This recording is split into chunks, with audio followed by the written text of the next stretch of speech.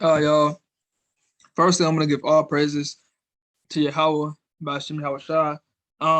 In this video, what I want to do is kind of do more of a deep and detailed breakdown of Deuteronomy 23:7, where it talks about that we shouldn't abhor an Edomite. And I made a video, two videos on this like a month ago, and I talked about just like the few base things. I didn't really go too deep into it, but in this video, I want to go really, really deep into it to help y'all understand the proper, I guess, the proper way to break it down, and also how everything kind of got messed up in the translation. I'm gonna go into all that, and basically, it's going to basically go into some scholarly uh scholarly information, right? In terms of how to break down the Hebrew, how to understand it, translations, all that stuff, and like which words are which. Just helping you know exactly what's going on, right? And like I said in the past videos I made a month ago, I did talk about just what the word abort means, and I'm gonna kind of reiterate some things again in this video, but just go more deeper into it to help y'all really understand everything, right? Because in those two videos, like if I really like put those videos together, I put everything together, it would have been like an hour-long video. But I've been trying to avoid doing hour-long videos, so I kind of want to make sure I'm not bombarding y'all with too much information all at once, so that it can be spread out. You know what I'm saying? It can be scattered across the my channel and everything, so you can go to each video and sit down for maybe a good 30 minutes, maybe 25, 45 minutes. It depends how long it may be, but not too. This you can sit down for like not too long and really take in all the information and be really edified, right? But let me go again to it. Let me go again to it. So Deuteronomy 23:7, right? So it reads, "Thou shalt not abhor an Edomite," right? So the thing about this verse, and there's so many things I could do with this verse because of the fact that, for one, with Christians that try to bring up this verse, right? Christians, they preach that, oh, the law is done away with. But anytime it talks about like not hating people or not hating somebody, they want to go to this verse and say that, oh, look, it says, "Thou shalt not abhor Edomite." But you said that the law is done away with. So if the law is done away with, then that means that I can hate Edomites all I want to, right? Because you can't pick and choose, which laws are valid and which laws are not. You can't pick and choose which laws we keep and which laws we don't. Like if you got to keep one law of the Mosaic law, you got to keep the rest of it. You can't just pick and choose which one you want to keep and which one fits you. You know what I'm saying? And that's what Christians do. They take the Mosaic law and pick and choose which ones, like I guess, adapt to their lifestyle, how they want to live, right? But it's not about how you want to live; it's about what the word says, right? So the word says this, we should live by it. You know what I'm saying? But the fact that it's like it's like they did themselves a hole by trying to go to these verses and say that, oh, this what the law says, whatever, and all this and all that. But y'all don't have an understanding of these verses to really know exactly what's going on and what it really means, right? So first of all, the word abhor does not mean hate in the Hebrew. The fact that when Christians break down certain words, they go into the English, right? They go based off their English understanding of the word abhor. The same thing they do with the virgin birth. With the virgin birth, there are two different words for virgin, right? That's why you got to go into the Hebrew. When you go into the Hebrew and break down words in its original translation or its original language, then you understand it. So the word abhor does not mean hate. There's a word for hate in the Hebrew, which I'm going to bring up in a minute. But the word I already showed y'all what the word abhor means um in my videos I made a month ago, but I'm gonna do it again just to show y'all. But the word abhor, it means to abhor, be abominable, do abominably, right? To be abhorred, be detested in the ritual sense and ethical sense, right? So basically, as I already said, in this context, it says it's talking about in a ritual sense, how we shouldn't do abominable things to them in regard to the temple. Because the context is it says the children that are begotten of them shall enter into the congregation of the Lord in their third generation, right? So literally, they are allowed to enter into our temple to maybe do certain trade deals or whatever. We can do certain things with them, and but we don't have to necessarily like I guess be all buddy buddy with them, right? Like we were kind of cool with them in a sense in terms of just doing certain trade deals and them coming to our temple and making certain sacrifices, all that stuff was allowed in this time, right? But I'm gonna show y'all how it's not talking about actually like you know what y'all think as an Edomite or whatever when it comes out to I guess the white man, woman, the child, Caucasian people. It wasn't talking about them. It was talking about Syrians, right? Because look, I already said the word abhor. It does not mean hate. First of all, let me show you what the word abhor. I mean, what's the actual the correct Hebrew word for hate, right? So H1830. No, Slovakia, H8130, right? H8130. So it is Sana, however you want to say it. But that word in Hebrew, it means to hate, be hateful, to hate of man, of God, hate. So basically, this is the correct word for hate in the Hebrew, not abhor, not abhor, right? Abhor and hate are two different things in the Hebrew. That's why I said you got to go into the Hebrew to break down exactly what everything means. And also, like I advise certain people or a lot of people to study the Hebrew so they can know what's going on, right? When you just try to go into the like what the English word means, of course, the English word means in like regard with disgust or hate. So of course the either word for not either word, of course the English word for abhor is hate, but in the Hebrew you can't try to tie in the Hebrew definition. I mean the Hebrew definition to the English definition. There are two different languages, two different definitions, a lot of differences between the Hebrew and the English, right? But let me go back and prove the point I was trying to make with the word Edomite, right? So this word Edomite is not supposed to be Edomite. It's supposed to be Syrian. And I'm gonna show you why, right? So the word for Edomite is H130, so it's Edomi, right? And this look at the how it is written in the Hebrew, right? Just look at it. Look at how it's written in the Hebrew. Let me zoom in for y'all to see. But when they had to translate it, there was a error, a clerical error in the translation. Why? Because certain words in the Hebrew almost look exactly the same, right? So that, I guess like the translators basically they had like an issue and they kind of made an error with translating these words and putting it together, right? Let me show you exactly what I mean. So let me zoom out of that. So like I said, I'm gonna bring up this picture again of what the word Edomite looks like in the Hebrew. Let me just go back real quick, right? Let's go back. So let me do this. So you got Edomite. So look, now if you go to the translation count, and this also kind of like a breakdown of how to use the blue letter because some people they may want to go to the blue letter and see how to do certain things, and this how I kind of like break down or use the blue letter to break down certain words or whatever and to understand certain words and how everything makes sense, right? So you see right here the KJV translation count. So basically, this Hebrew word is used 12 times in the KJV, right? And it's used 11 times for Edomite or Edomites, but it's used one time for Syria, right? Let me show you something. So in 2 Kings 16:6, it reads, "At that time, Rezin, king of Syria, recovered Eloth to Syria, and drave the Jews from Eloth, and the Syrians came to Eloth." Right. So the Hebrew word for Syria in this context or in this verse is the same word as Edomite, H130. But let me show you something real quick, right? Let me show you how there's an issue or there was a clerical error with translating these two words, right? Because look, like I said, keep in mind the Hebrew word for Syria in this verse should be H130, right? But let me show you something.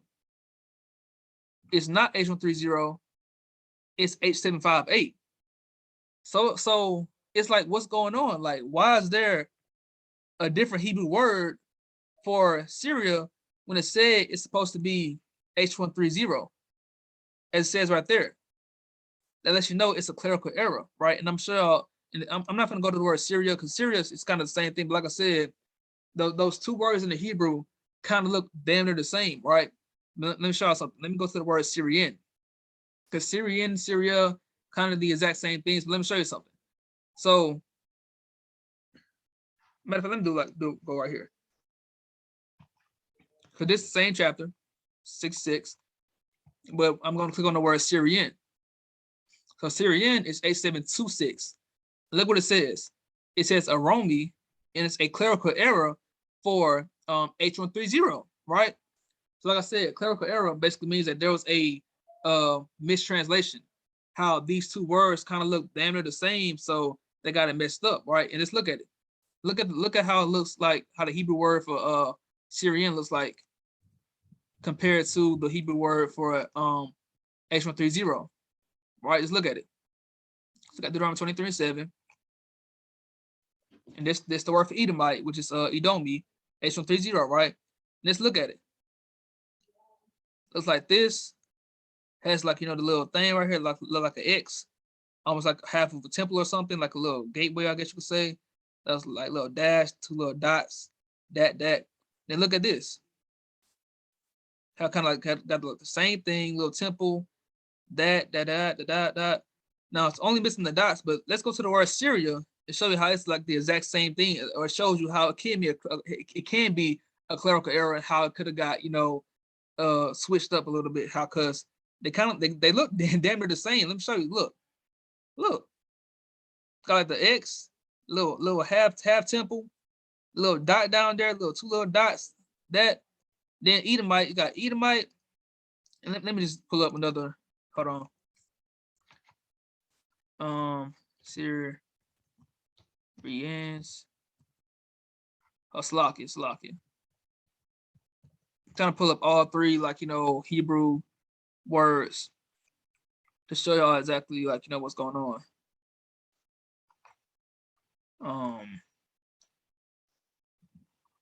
Hold on. Slakia.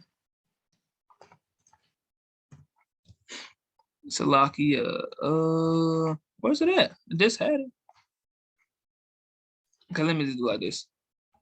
So I'll do like this. Y'all bear with me real quick. Bear with me. I'm trying to bring up the word again. Okay, like this. Translation. That. 16:6. All right. And then bop.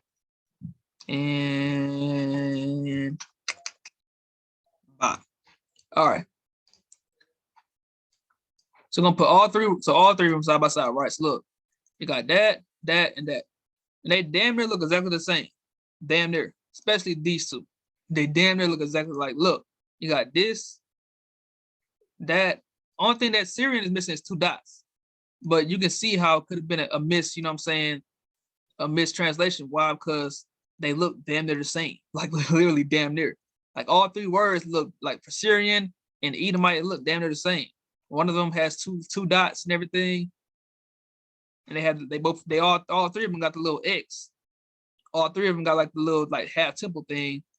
And then this little teapot looking thing or whatever, they both are included in Syrian and also Edomite.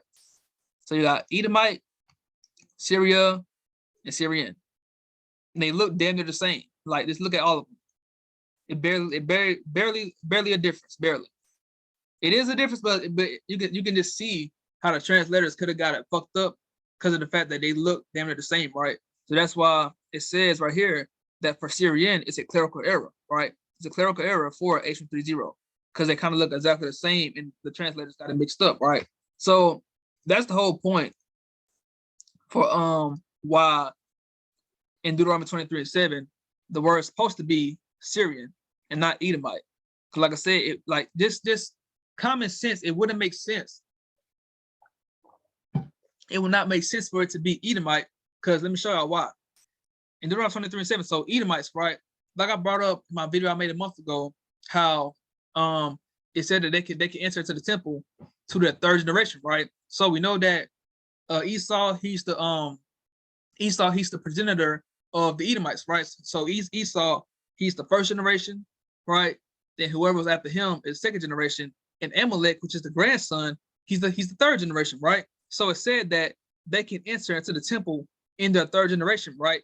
So explain to me how would that make sense? How would Deuteronomy 23:8 make sense? And 25:19, how can they both coexist if it's saying that they can enter to the temple in their third generation, but we're being told in verse 25, chapter 25, verse 19, that we should blot out the remembrance of Amalek from under heaven. Like I said, if you know who Amalek is, Amalek, he's the grandson, or he's part of the third generation of what's called of Esau, right? Let me just show y'all so y'all won't think I'm lying. So Amalek, once it says right here, the grandson of Esau, right? So it wouldn't make sense for it to be told to us to have them enter into our temple in the third generation, but 2 chapters later, it's told to us to destroy them. So how could they enter to the temple if they're destroyed? If they're like gone? It doesn't make sense, right? So that's the whole point I'm trying to make with this whole. So that's why I said like it was a clerical. That everything just connect everything. That's why Edomite is a clerical error for Assyrian in this verse, right? They look damn near the same. Like I just showed y'all that like 4 or 5 times. Those two different words, or those three words, Syrian, Syria, and Edomite in the Hebrew, they look damn near the same, right? So going back to Deuteronomy 23, verse 7. So now that we kind of got and hopefully this makes sense to y'all, because it's very deep, and it's also at the same time it can get confusing, but hopefully it makes sense though, right? So now that y'all now that we should know that this word Edomite is not Edomite, but it's Syrian, right? And the reason why it's Syrian is because of the fact that, for one, Jacob's sons, or not Jacob's sons, Jacob, his wives were Syrian, right? His wives were Syrian, right? And let me prove that to y'all, right? So Laban, if you go into Genesis 29 through chapter 31, it kind of gives you the story of Laban and everything. But let me just go ahead and go to it real quick. Let me go to it real quick. So if you just do this on your own time. So we all know that Rachel is the one of the wives of Jacob, right? And Rachel's dad was Laban. Let me show you who Laban was. Laban, he was an Armenian or Aramean. But the Arameans are Syrians, right? Let me show y'all what. Let me just show y'all how it all makes sense, how it all connects. So Laban right here, and it says he was the father-in-law. Where is it at? Right here, right here. So it says Laban, the son of Bethuel, and Aramean, the father-in-law of Jacob, right? So if you know, this is why you got to break everything down, right? So the Arameans are Syrians, right? Let me show that to y'all. The Arameans are Syrians. So you got the sons of Shem. So you got Shem, Elam, Asher, Arphaxad, Lud, and Aram, right? So let's go into that word Aram. And once again, the same words for what's called it Syrian and everything, but literally Aram or Arameans exalted Aram or Syria, the nation, the Syrian or Aramean people. That's who Laban was. That's why it was told to us to not abhor them. Why? Because for one, we literally were like literally Jacob. His sons were born through Syrian women, all of them, literally all of them. Let me just show you how it was born through Rachel. Rachel's father was Laban, and there's the servants. Well, Rachel and Leah, they both were what's called it daughters of Laban, and the servants that they had, were what's called it Syrian as well. Let me show you something real quick. If I know about Zilpah, whatever her name was, but Zilpah, she was one of the maids for I think it was Leah. I think it was Leah, if I remember correctly. I think it was Leah. But Zilpah was one of the maids, right? And it says that Zilpah, she was a Syrian. Right here, she was the Syrian. So Zilpah was a Syrian. Not a Syrian, but Zilpah, she was Syrian. Leah was Syrian. Who else was Syrian? And Rachel was Syrian. Damn near all of his wives that he had to bear his sons to make the 12 tribes of Israel, they were Syrians. And that goes to why it was told to us to not abhor them, because of the fact that literally that's who his wives were Syrians. And at the same time too, when you go into the Egyptians, and why the Egyptians are included, because of the fact that for a time we lived in what's called it we lived in Egypt at one time. Even though we went to captivity, but at one time we were kind of cool with them, and we kind of like did some trade deals and everything. But let me go to that verse in Deuteronomy 25:6, I think. 20:65, actually, 20:65. Deuteronomy 20:65, it says, "And thou shalt speak and say before the Lord thy God, a Syrian ready to perish was my father," right? So literally, Laban was the so-called father of Jacob. Now, not the actual, like, because we all know that Jacob's father was Isaac, but Jacob's father-in-law was Laban. So he was not the actual father, but at the same time, though, like that's where he got his wives from. They were all connected in some sense, right? So the whole point is the reason why we were told to not abhor Syrians and Egyptians was because we had some interaction with them at one point in time, right? That's the reason why we were told in Deuteronomy 23:7 to not abhor them, right? So hopefully this all makes sense. Hopefully this all makes sense. Hopefully it all connected to let you know exactly what's going on. You know what I'm saying? Because I just kind of had to like give more clarification on things and give more edification because I know that people are going to have a lot of questions. You know what I'm saying? If they don't get fully edified, but hopefully this video kind of like edified you more on how the word Edomite was supposed to be Syrian in Deuteronomy 23:7, how it was a clerical error with the translators. Also, how the Syrians and the Egyptians, we were connected to them at one point. And that's why I even said, let me go back to this one more thing. It said that they were our brother, right? So, like I said, technically, they were connected to us, or we associate with them at one point. Like I said, how Jacob had his wives, or Jacob's wives were Syrians. Also have his dad or his father-in-law was a Syrian. So all that connections to why we shouldn't abhor them and how they were able to come to our temple and do certain things, and we can do certain things with them. That's because of the fact that we had certain, I guess, associations, certain like things that we did in terms of just connecting and I don't know, that's the whole point. Hopefully that makes sense. You know what I'm saying? Like I don't know how to really else to explain it. You know what I'm saying? But that's the whole, gist of what's going on with the Syrians and with the Edomites, or not the Edomites, but the Syrians, Egyptians, and Israelites. How we were all connected at one point, and that we were kind of cool with each other, and how Jacob's wives were Syrians and all that stuff. So that's kind of it on that. So hopefully this made sense. If it didn't, I'll kind of rewind it, and just play it back a few more times, because certain things may not really be it's not really able to you're not able to, some people are not able to digest everything with just one video or just one watch. You got to watch it back a few times so I can understand it. But hopefully y'all will be able to understand this video as time goes on, and how using the Hebrew is very important, you know what I'm saying, when it comes down to reading this Bible. But other than that though, hopefully y'all got edified through the Spirit.